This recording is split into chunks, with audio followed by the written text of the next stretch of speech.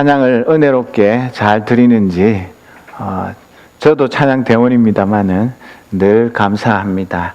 오늘은 무슨 주일이라고요? 왜 종려주일이라고 부릅니까?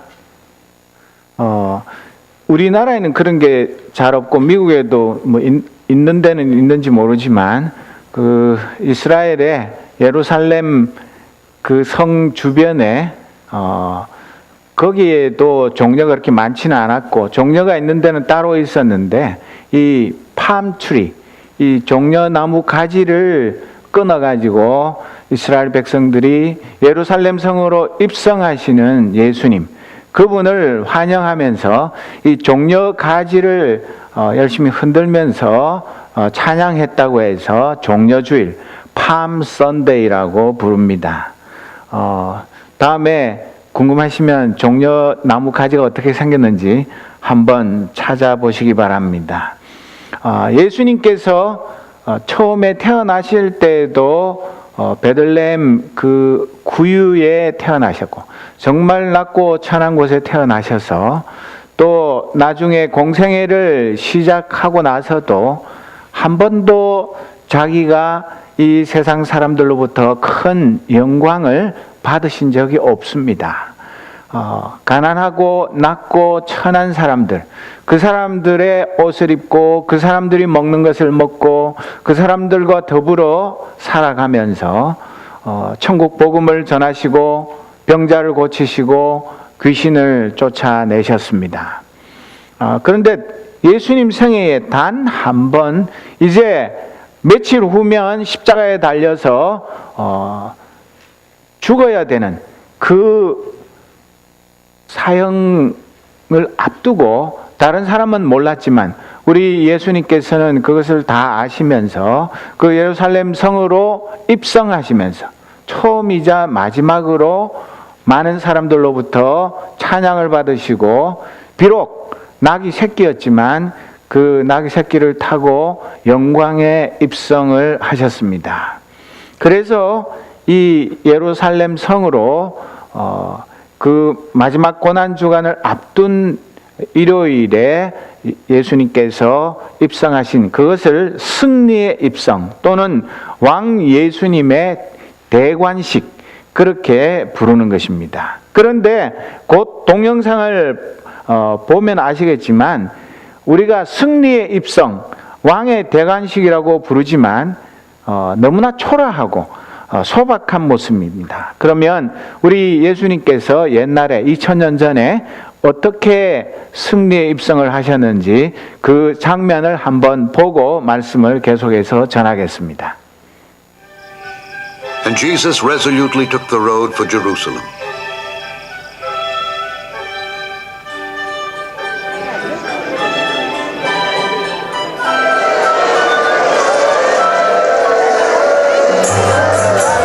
여기 흔드는 것이 종려 가지입니다.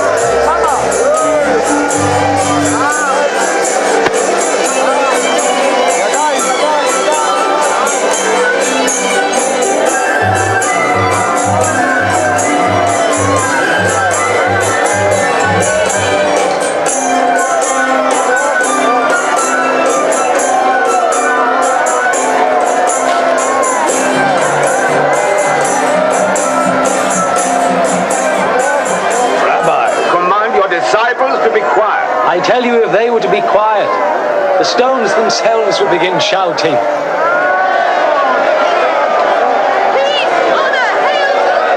To Jerusalem!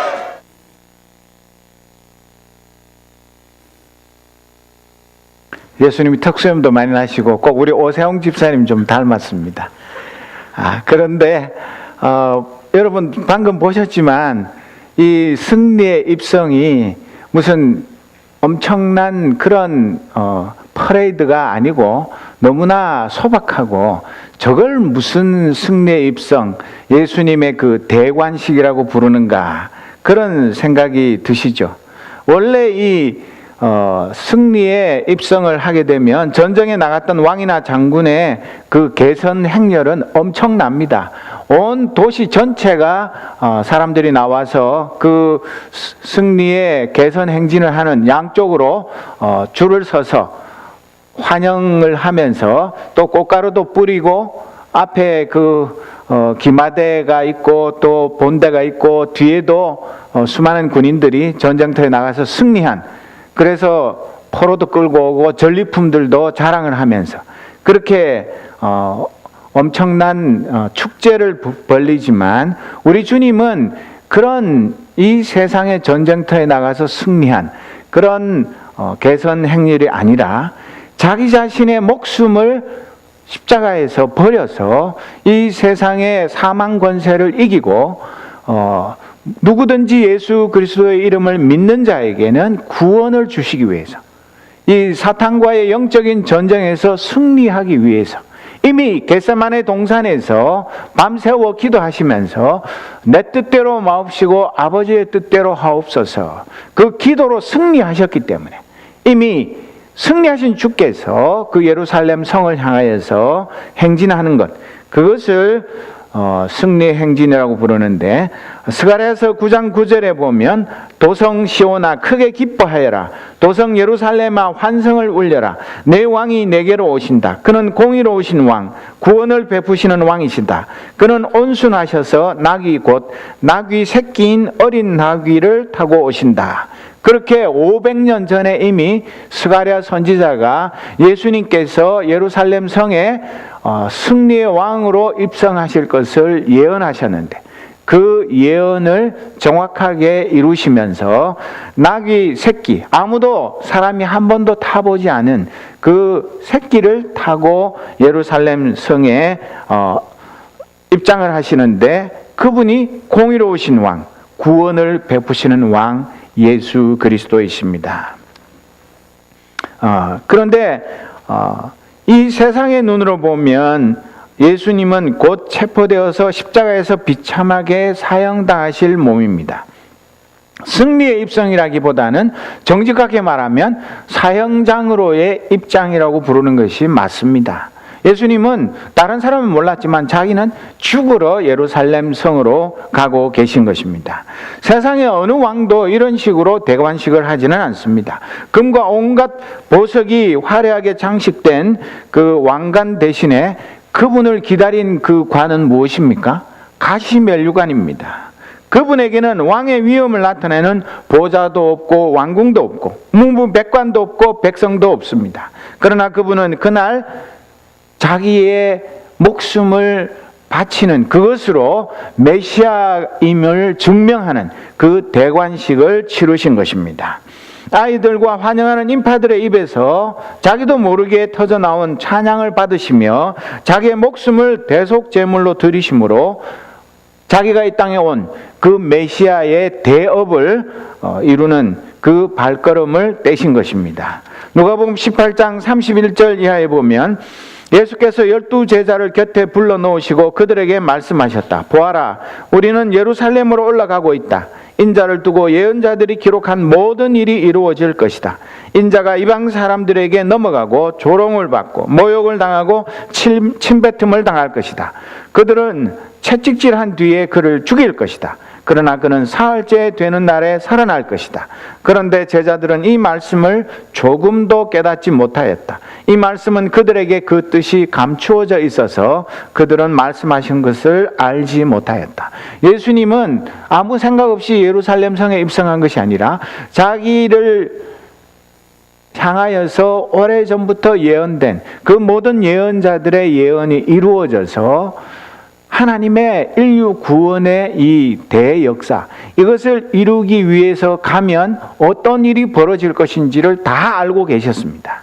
그리고 자기가 비참하게 죽고 사흘 만에 부활할 것까지 말씀하셨습니다. 그런데도 안타깝게도 그 제자들은 그 얘기를 예수님으로부터 적어도 9번 이상을 들었는데도 그때마다 잊어버려가지고 이제는 곧 예루살렘 성으로 출발하기 바로 직전에 이 말씀하셨는데도 예수님이 예루살렘 성에 뭐하러 가는지 그걸 또 깨닫지 못하고 잊어버리고 그냥 들떠가지고 자기들은 그 예루살렘 성 입성하는 예수님은 죽으러 가시는데 야, 우리 예수님이 왕이 되면 나는 우의정, 너는 좌의정, 서로 누가 높은 자리에 앉을 것인지 그런 거 가지고 다툼이나 하고 있는 이런 한심한 제자들의 모습을 성경은 기록하고 있습니다.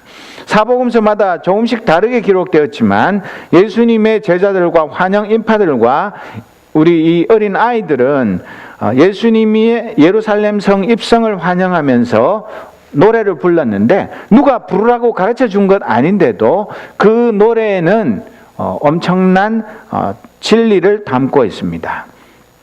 앞에서 살펴본 대로 예수님의 제자들조차 예수님이 뭐 하러 가는지를 잊어버렸는데 거기 환영하러 나온 인파들은 예수님이 뭐 하러 오시는지 알 리가 없습니다. 그죠? 그때 당시 최고의 슈퍼스타, 예수님이 굉장히 인기 있고 예수님이 지금 어디에 계시는지, 누구를 만나고 계시는지, 무슨 말씀하시는지, 무슨 병 고치는 능력을 행하시는지 거기에 사람들의 그 시선이 온통 쏠려 있었는데, 그래서 그 많은 사람들 중에는 예수님이 3년이 넘는 공생의 사역 중에 5,000명, 남자 20살 이상의 어른 5,000명이면 적어도 2만 명이 넘는 사람들을 보리빵 5개와 물고기 2마리로 먹이시는 그 현장에 있었던 사람, 또 4,000명 먹이신 때 그 외에도 다니면서 천국 복음을 전하고 그 배를 띄워놓고 구름같이 모인 많은 사람들 앞에서 천국 복음을 전하시고 수많은 병자를 고치고 귀신을 쫓아낸 그런 것을 직접 보고 들은 사람들이랑 또 죽은 지 나흘 돼가지고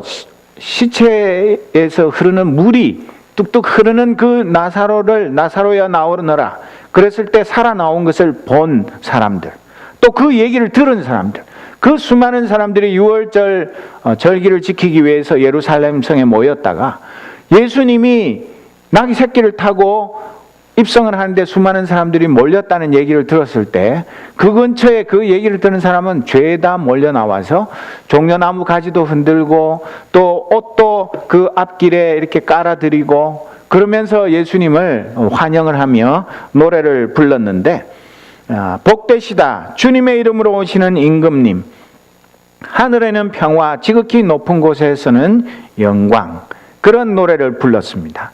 여러분, 이 노래가 어디에선가 들은 노래 같지 않습니까? 성경에 어디에 이런 노래가 들렸죠? 예수님 처음 태어났을 때 그 베들레헴 들판에 양치던 목자들에게 천군 천사들이 나타나서 부른 그 노래가 바로 이 노래입니다. 그런데 왜 예수님이 그때 갓난아기로 태어나셨을 때 천사들이 부른 노래를 예수님이 십자가에 달려 죽으러 예루살렘 성으로 들어가는 그 순간에 왜 이 노래가 또 울려 퍼졌을까요? 복되시다 주님의 이름으로 오시는 임금님. 과연 그렇죠? 예수님도 내가 유대인의 왕이냐 빌라도가 물었을 때 그렇다, 네가 말했다, 그렇게 이야기를 하셨고, 하늘에는 평화 지극히 높은 곳에서는 영광을 얻는데, 이 세상 사람들은 자기의 권력, 전쟁을 해서 승리하는 것, 많은 땅을 영토를 확장하는 것, 그런 것을 통해서 얻는 것이지만은 우리 주님은 자기의 목숨을 버려서 그렇게 해서 하나님께 영광을 돌리고 수많은 사람들에게 죄와 사망의 그늘에서 벗어나서 참된 평화를 누리게 하기 위해서 이 십자가를 향하여 행진을 하고 계시는 것입니다. 여러분, 조금 전에도 호산나 찬송도 많이 불렀는데 호산나가 무슨 뜻인지 아시죠? 이 호산나가 원래는 민영진 박사의 말에 의하면 히브리어에서 나온 말인데, 예수님 당시에는 그 히브리어가 아람어로 바뀌어가지고 아람어에서는 이 말이 왕이나 메시아를 맞이할 때 외치는 말이 되었는데, 그래서 이 히브리어가 바뀌어서 아람어가 되었는데, 그 뜻도 히브리어로는 save us, 우리를 구원하소서, 그런 뜻이었는데 아람어가 되면서 만세, 우리 임금님 만수무강하세요, 그런 뜻으로 의미가 바뀌었고, 그리고 그리스어 신약은 이 아람어를 음역을 해서 소리 나는 대로 해서 호산나라고 옮겼습니다. 그러니까 원래의 뜻은 우리를 구원하소서 그런 뜻이고, 또 이 아람어의 관용어로서는 임금님, 메시아가 나타났을 때 만세, 뭐 여러분 사극에서 많이 보셨죠? 임금님 뭐 즉위식을 하거나 어디 또 전쟁에 승리하고 오면 막 사람들이 고함을 지르면서 만만세 뭐 그런 거 하고 만수무강하시라고 그런 뜻으로 바뀐 것입니다. 그런데 그 아이들이나 제자들이나 또 많은 환영 인파들이 이런 노래를 부르면서도 자기들이 부르는 노래의 정확한 뜻이 무엇인지를 모르고 이런 찬양을 한 것입니다. 그렇지만 그 노래 안에는 놀라운 진리가 담겨 있었습니다. 이렇게 떠들썩하고 모처럼 평화로운 잔치 분위기에서 예수님을 환영하는 행진 가운데 시비를 거는 무리가 있었습니다. 여러분, 예루살렘 그 성전에 1년에 3번씩 무조건 이스라엘의 20살 이상의 남자들은 어디에 살든지 간에 의무적으로 와서 예배를 드려야 하는데 늘 팽팽한 긴장감이 있고 그 3대 명절마다 무슨 사고가 날까 사람들이 긴장하는 그런 분위기에서 모처럼 이렇게 축제 분위기로 아주 그냥 사람들이 신나고 즐겁고, 야 과연 저분이 나사렛 예수시구나, 저분이 예언자 예수님이구나, 그렇게 해서 사람들이 신나게 축제 분위기 속에 사로잡혀 있는데 거기에 딴지를 거는 사람이 있었습니다. 그게 누구라고 성경에 기록되어 있습니까? 어떤 바리새인들이 다른 사람들은 다 축하하고 환영하고 기뻐하는데 입이 이만큼 튀어나와가지고 볼이 부어가지고 씩씩거리면서 시비를 걸었습니다. 39절에 보면 선생님의 제자들을 꾸짖으세요. 지금 도대체 뭐 하는 겁니까? 그런 식으로 시비를 걸었는데 이 말 속에는 왜 예수님 당신이 이런 신성모독적인 찬양을 받으면서 그냥 그걸 즐기고 있느냐?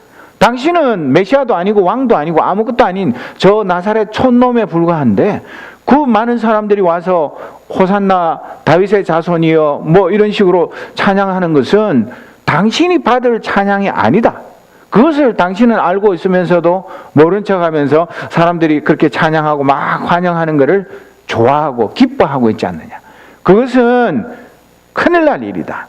당신이 이런 찬양을 받을 자격이 없으면서 찬양을 받으면 씻을 수 없는 죄인이 된다는 충고요, 경고요, 협박입니다.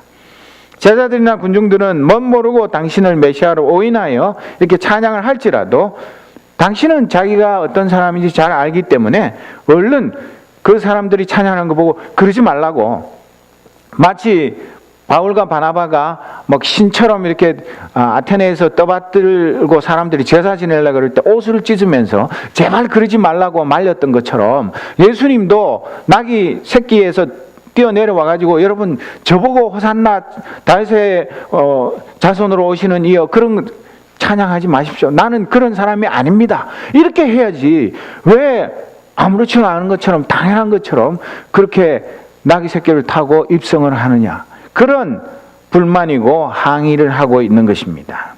그런데 여기에 꾸짖다라는 동사는 원래의 뜻이 잘못되는 것으로부터 무엇을 예방하기 위해서 경고하는 것, 그런 뜻입니다. 그러니까 이 사람들이 엉뚱하게 예수님이 메시아가 아닌데 메시아를 영접하는 것처럼 찬양하고 이렇게 하는 거, 그것을 빨리 말려서 이 사람들도 죄를 짓지 않게 하고 예수님도 신성모독죄를 짓지 않도록 빨리 조치를 취하십시오. 그렇게 지금 항의를 하고 있는 것입니다. 그런데 예수님은 그들에게 뭐라고 말했습니까? 여러분에게 이르거니와 그들이 잠잠하면, 그 아이들이나 환영인파들 제자들이 호산나 그 찬양하는 그것을 그들이 하지 않고 입을 다물고 있으면 그 옆에 있는 돌멩이들이 외쳐서 찬송을 부를 것이다. 그렇게 말했습니다. 그 말이 무슨 말입니까? 당신들이 나한테 항의하는 뜻은 알겠지만 당신들이 틀린 거다. 내가 틀린 거나 이 환영 인파들이 나를 오해해가지고 메시아로 찬양하는 것이 아니고 당신들이 나를 잘못 평가하고 내가 메시아가 아니라고 부인하지만 나는 메시아가 맞소. 그러니까 내가 당연히 받을 찬양이고, 만약에 그 사람들이 그런 찬양을 나한테 돌리지 않으면 이 흔해 빠진 돌멩이들이 대신해서 나에게 그 찬양을 하게 될 것이다. 그렇게 말씀하신 것입니다. 이것은 그 어떤 바리새인들의 그 항의보다도 훨씬 더 강력한 응답인 것을 우리는 알 수 있습니다. 우리는 해마다 1년에 한 번씩 종려주일을 맞습니다. 우리가 비록 종려가지를 들고 예배를 하지 않지만 우리는 마음으로는 예수님이 그 아까 본 것처럼 나귀 새끼 타고 오실 때 우리도 당연히 종려가지를 꺾어서 나가서 예수님을 환영하면서 찬양 부르면서 내 옷을 벗어가지고 그 앞길에 이렇게 깔아놓고 예수님을 영접하는 그런 마음으로 종려주일 예배를 드립니다. 우리를 위해 십자가를 지러 입성하시는 주님께 호산나 찬양을 오늘 벌써 노래를 몇 곡이나 불렀습니다. 그러나 여러분들 기억하시는지 모르지만 송창식 노래 중에 보면 새는 노래하는 의미도 모르면서 자꾸만 노래를 한다, 그런 가사가 있는 노래 있습니다.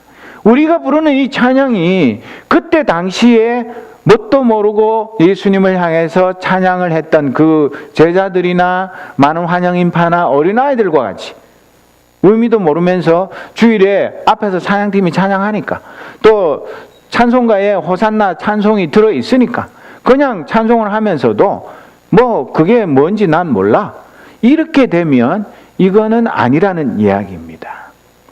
그것은 정말 그 뜻 모르고 새들이 노래하는 것과 마찬가지로 우리 주님이 받으실 만한 진정한 찬양이 아닌 것입니다. 341장 찬송처럼 십자가를 내가 지고 주를 따라갑니다. 이제부터 예수로만 나의 보배 삼겠네. 정말 우리 주님이 가시는 그 예루살렘으로의 행진, 그것은 골고다 언덕을 향한 행진이요, 나를 위해서 자기 몸 전부를 희생 제물로 바치기 위한 행진인 것을 알고 나도 십자가를 지고 내 주님이 가신 그 십자가의 길을 따라가면서 이제부터는 예수님 그 한 분만 내 보배로 삼겠다는 그런 신앙 고백이 담긴 찬양을 드려야 하는 것이지, 지금 2000년이라는 세월이 흘렀고 제자들마저도 영의 눈이 가려워져서 예수님이 그토록 간절하게 이야기했는데도 까맣게 잊어먹고, 야, 예수님 예루살렘 성에 들어가면 예수님이 이스라엘의 왕이 되고 그러면 나도 장관 한 자리 차지해서 이제 3년 넘도록 죽도록 고생한 거 이제 수지 맞았다, 나도 이제 떵떵거리면서 군림하면서 살 수 있겠다, 그런 착각에서 벗어났어요. 우리가 예수 믿는 이유가 이 세상에서 부귀영화 누리고 높은 자리에 가고 출세하고 성공해서 남들보다 더 잘 먹고 잘 살기 위해서, 그걸 위해서 예수를 믿는 것이 아니지 않습니까? 물론 하나님께서 복을 주시면 세상 사람들보다 더 정직하고 더 성실하고 더 열심히 일하면 남들보다 높아질 수 있지만 그 지위라든지 그 재산이라든지 그 모든 것을 가지고 내가 나를 위해서, 내가 호의호식을 하기 위해서가 아니라 주의 영광을 위해서, 하나님의 나라를 위해서 내게 주신 모든 것을 바쳐서 주님처럼 종처럼 섬기기 위해서 이 십자가의 길을 우리가 걸어가는 것 아닙니까? 그런데 많은 사람들이 이 종려주일을 맞이해서, 지금도 전 세계에서 수많은 교회에서 종려주일 예배를 드리겠지만 종려주일, 부활주일이 지나가도 나 자신도 마음의 기쁨도 없고 감격도 없고, 뭐 우리 가정에도 그렇고 우리 교회에도 그렇고 우리 지역사회에 내가 만나는 사람들에게 이 종려주일이든 부활주일이든 아무 상관이 없고 그게 뭐가 어쨌다고, 너희들끼리 모여서 종려주일 신나게 찬양하고 부활절 새벽부터 뭐 예배 드리고 그래 봤자 너희들 삶도 하나도 안 바뀌는데 우리가 무슨 영향을 받겠느냐? 그렇게 된다면 우리의 이 예배가 도대체 무슨 의미가 있느냐는 말입니다. 우리가 정말 이 종려주의를 지키면서 하나님 앞에 예배를 드리는 우리의 마음속에 우리를 위해서 십자가에 죽기 위해서 그 나귀 새끼를 타고 예루살렘 성을 들어가는 그 주님의 마음, 그 주님의 온유하고 겸손한 마음, 아무것도 모르고 찬양하는 저 사람들을 나무라지를 않고, 그래 조금만 기다려라, 내가 내 몸 전부를 들여서 너희들에게 새 길을, 구원의 길을, 생명의 길을 열어주겠다. 그 주님의 마음을 깨닫고 그 주님의 은혜에 너무 감사해서 그저 호산나 이게 아니라, 주님, 정말 주님 나의 왕이십니다. 주님만이 나의 메시아이십니다. 나도 주님처럼 주님 위하여 살겠습니다. 이런 진정한 신앙 고백이 없다면 우리의 이 종려주일 예배, 부활주일 예배는 우리 주님하고 아무 상관없는, 우리끼리 그냥 자축하고 마는 그런 종교 행사에 불과할 것입니다. 성경을 잘 안다는 사람들, 현대판 바리새인들, 그런 사람들이 교회 안에도 있고 밖에도 많습니다. 그래가지고 하나님의 백성들이 이 주님의 말씀대로 순종하기 위해서 하나님의 교회가 복음을 전하고 세상에 낮고 천한 사람들을 가슴에 품고 내 이웃을 내 몸처럼 사랑하면서 살려고 하면 시비를 겁니다. 야, 너만 예수 믿어? 그렇게 믿는 게 예수 잘 믿는 거야? 예수 믿으려면 좀 고상하고 우아하고 품위 있게 믿어라. 뭐 그렇게 사람 그 유치하게 그렇게 예수 믿냐?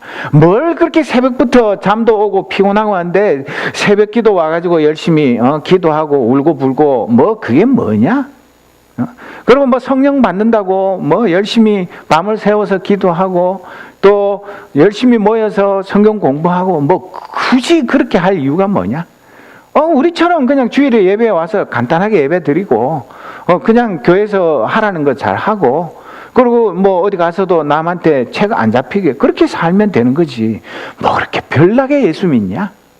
그런 식으로 현대판 바리새인들은 우리 하나님의 말씀에 순종하려고 하나님의 그 은혜를 누리면서 예수님의 제자답게 살려는 그런 사람들을 향해서 바깥에 안 믿는 사람들이 공격하는 것보다 우리 내부에서 공격하는 사람들이 너무나 많습니다. 나도 믿어봐서 아는데 그거는 한 대학 1, 2학년 때까지 철없을 때 그런 거고 3학년만 넘어도 이제 세상 물정도 알고 과학도 배울 만큼 배웠고 그러면 그냥 이 신앙이라는 것은 내 취미나 교양에 불과한 거야. 너무 그렇게 광신자처럼 굴지 마. 치사하게, 유치하게. 그러지 말고 그냥 남들 하는 만큼만 하고 중간쯤만 가면 돼. 이런 식으로 현대판 바리새인들은 우리 하나님의 말씀에 목숨을 걸고 하나님의 말씀에 100% 순종하는 그런 삶을 살기를 기뻐하는 사람들에게 딴지를 겁니다. 그러나 우리는 그들의 말에 흔들려서는 안 됩니다. 이 마지막 때가 가까울수록 모이기를 패하는 어떤 사람들의 습관과 같이 하지 않고 모이기를 힘써야 합니다. 새벽부터 열심히 나와서 예배하면서 새벽을 깨워야 합니다. 고난주간 그 한 주간 동안 단 하루라도 일어나기 힘든 거 일어나서 나와서 눈을 부비면서라도 주님은 날 위해서 십자가에서 그 고난 당하셨는데 나는 그저 일주일에 단 한 번 그 새벽에 일어나서 이 예배 장소에 나오는 것 그것조차 하지 않으면서 내가 주님을 사랑한다고 말하는 것은 그것은 좀 너무 나쁘끄러운 일이 아니겠습니까? 사랑하는 성도 여러분, 정말 우리의 마음속에 이 종려주의를 맞이해서 우리가 진짜 불러야 할 찬양이 무엇인지 아십니까? 내가 부르는 찬양 속에 어떤 신앙 고백이 담겨 있습니까? 우리 주님께서 오늘 나귀를 타고 예루살렘 성으로 입성하시면서 옛날에 그 제자들과 그 환영이파들과 그 어린아이들은 뭣도 모르고 불렀지만 우리는 그 예수님의 예루살렘 성 입성의 의미를 너무나 잘 알고 그 주님이 사형장으로 가시면서도 슬퍼하거나 불안해하지 아니하고 기쁨으로 그 예루살렘 성을 향하여 나아가시는 그 주님 앞에 드려야 할 진정한 찬양이 우리에게 있어야 하지 않겠습니까?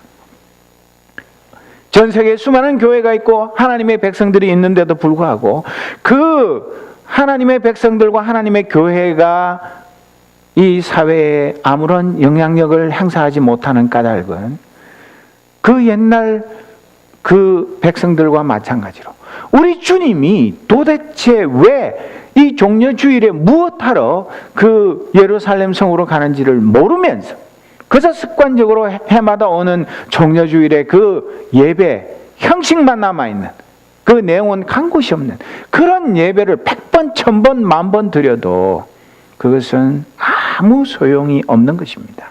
이미 많은 크리스찬들이, 많은 교회들이 하나님 앞에, 예수님 앞에 올바른 찬양을 드리기를 스스로 포기합니다. 이게 무슨 말입니까? 정말 우리가 하나님의 말씀대로 예수님의 그 뜻대로 예수님의 마음을 품고 살면 이 세상으로부터 미움을 받습니다. 이 세상으로부터 왕따를 당합니다. 이 세상 사람들로부터 광신자로 그렇게 낙인이 찍히기 쉽습니다. 그런 것이 싫기 때문에 그저 나 혼자 구원받으면 되지, 내 자식, 내 친척, 내 형제, 내 친구들 그거 구원 받든 말든 그건 하나님 알아서 할 일이고 나 혼자 구원받기도 바쁜데 그런 것까지 신경 쓰면서 사냐? 그저 그냥 나 혼자 구원받고 죽어서 천국 가면 다행이지 그런 신앙을 가지고는 나도 주님과 아무 상관이 없는 사람으로 사는 것이고, 내가 예수를 믿었는데도 불구하고 내 자식들이 심지어는 부모 때문에 예수 믿지 않겠다고, 부모가 믿는 그 예수 같으면 나는 절대로 예수 안 믿는다고 그런 얘기를 할 정도의 신앙을 가지고 산다면 우리의 신앙은 도대체 무엇입니까? 우리 주님은 도대체 무엇 때문에 십자가에 달려 돌아가신 것입니까? 얼마나 많은 교회들이, 얼마나 많은 성도들이 소경이 되고 벙어리가 되고 기머거리가 되어서 이 종려주일에 이 주님의 그 놀라운 은혜와 사랑을 기념하면서 나도 주님과 함께 그 골고다 언덕으로 가겠습니다, 그런 고백을 하는 이 주일에 냉랭한 가슴으로 아무런 은혜를 사모하는 마음, 주님의 그 십자가 사랑에 대한 그 감격과 나 자신의 연약함을 주님 앞에 회개하는 회개의 눈물이 없는 종려주일, 그 고난주간, 그 부활절, 그것은 정말 우리 주님을 너무나 슬프게 하고 너무나 가슴 아프게 하고 다시 한번 주님을 십자가에 못 박는 일이 아니고 무엇이겠습니까? 예수님의 십자가 처형 이후에 도망간 제자들이 아니라 예수님의 사형을 집행한 로마 군대의 장교인 백부장이 예수님이 어떤 분인지를 증언했습니다. 누가복음 23장 47절에 보면, 그런데 백부장은 그 일어난 일을 보고 하나님께 영광을 돌리며 말하였다. 이 사람은 참으로 의로운 사람이었다. 영어 성경에는 Certainly this man was innocent라고. 이 사람은 무죄한, 죄가 없는 순수한 그런 사람이었다고 증언한 사람은 그 예수님을 십자가에 못 박은 로마의 장교였지 제자들이 아니었습니다. 사순절을 맞아도, 고난주간이 되어도, 부활주일 아침이 되어도 예수님의 나를 향한 십자가 사랑에 대한 진정한 묵상과 회개, 동참과 헌신, 감사와 환희의 찬양이 사라진 그 성도와 그 교회는 예수님의 무덤에 불과한 것입니다. 그리고 초대교회 이래로 예수님의 제자들과 교회들이 침묵할 때 언제나 오늘 예수님께서 말씀하신 것처럼 돌들이 대신해서 예수님이 어떤 분인지, 예수님이 어떤 찬양을 받아 마땅한 분인지를 찬양으로 증거해 왔습니다. 오늘 나와 우리가 가정에서, 학교에서, 직장에서, 생업터에서, 사회에서, 심지어 교회 안에서 예수님의 십자가 사랑을 증언하고 그분께 드려야 할 마땅한 찬양을 들으면서 살아가는지 아니면 나와 우리의 침묵 때문에 돌들이 소리치고 있는 것 아닌지 그것을 다시 한번 깊이 살펴보아야 합니다. 너무나 많은 크리스천들이 껍데기만 남은 신앙을 가지고 껍데기만 남은 예배를 가지고 그것으로 내 할 일을 다 했다고 생각하면서 우리 주님을 가슴 아프게 하는 이런 절기가 되지 않도록, 그리고 정말 예수 없는 교회의 비극이 그것이 그 교회만 비극적인 것이 아니라 우리 사회의 비참함과 가난함과 부끄러움을 모르는 짐승들의 사회가 되도록 만드는 그 주범이 교회 안에, 성도들의 가슴 안에 이 십자가 사랑을 위해서 자기 몸을 버리신 예수님이 살아계시지 않기 때문이 아닌지 그것을 다시 한번 깊이 묵상해야 합니다. 이제 우리는 돌들의 외침을 잠재우고 우리의 신앙 고백과 헌신과 눈물의 기도가 담긴 주님을 향한 찬양과 증언의 볼륨을 높여야 합니다.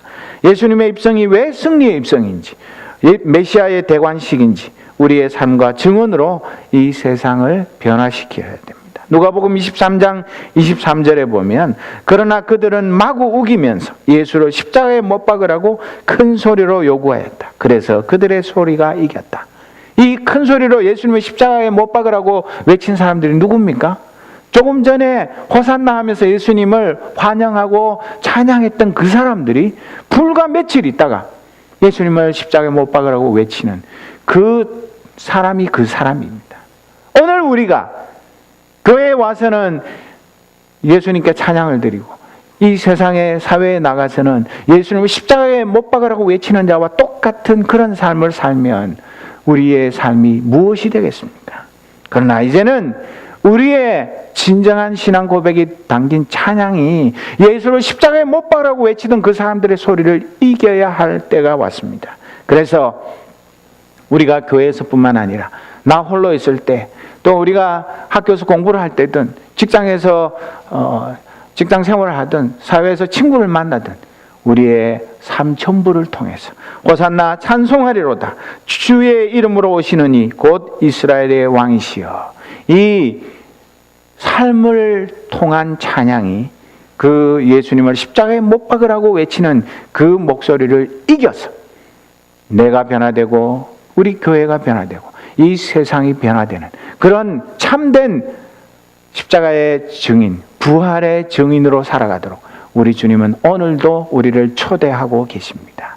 이 주님의 부름에 응답하여서 우리가 이 종려주의를 그냥 예사롭게 지내는 것이 아니라 주님, 내가 죄인입니다. 나를 불쌍히 여기시고 내가 십자가의 증인, 부활의 증인으로 살겠습니다. 내 속에 성령 하나님 살아계셔서 나를 통해서 진정한 이 찬양이 곳곳에 울려 퍼져서 주님의 나라가 이 땅 위에 임하는 역사를 이루어 주옵소서. 이 신앙 고백이 우리 모두의 고백이 되고 우리의 삶의 찬양이 되기를 주님의 이름으로 축복합니다. 기도하겠습니다. 아버지 하나님, 이 지구상의 수많은 교회들, 하나님의 백성들이 종료주의를 맞아서 예루살렘 성에 입성하신 주님의 그 기사를 기억하며 감사하며 찬양과 경배를 드립니다. 그렇지만 아무리 종료주일 예배를 화려하게 드리고 고난주간을 엄숙하게 지내고 부활주일 예배를 거창하게 드린다 할지라도 내 마음속에 주님의 십자가가 그 사랑이 살아 역사하지 못하고 내가 온전히 십자가에서 주님과 함께 죽지 못하고 주님과 더불어 그 부활의 은혜와 그 영광과 그 능력을 누리지 못하기 때문에 나도 아무 변화가 없고 우리 교회에도 아무 변화가 없고 이 세상에도 아무 변화가 없는 이 안타까운 현실을 주님 불쌍히 여기시고 우리를 도와주옵소서. 이 종려주일이 지나가기 전에 예루살렘 성으로 죽으러 가신 그 주님을 내 마음에 모시고 나도 내 십자가 지고 주님 뒤를 따라 그 골고다 언덕에 올라서 주님과 함께 죽게 하옵소서. 그리고 주님 부활하신 그 부활의 날 나도 주님과 더불어 부활하여 부활의 영광 속에 살아가며 부활의 증인으로 내 삶 전부를 통하여서 주님께 찬양과 경배를 드리는 그런 삶을 살아가는 하나님의 백성, 하나님의 교회 되게 하여 주옵소서. 예수 그리스도의 이름으로 기도드립니다. 아멘.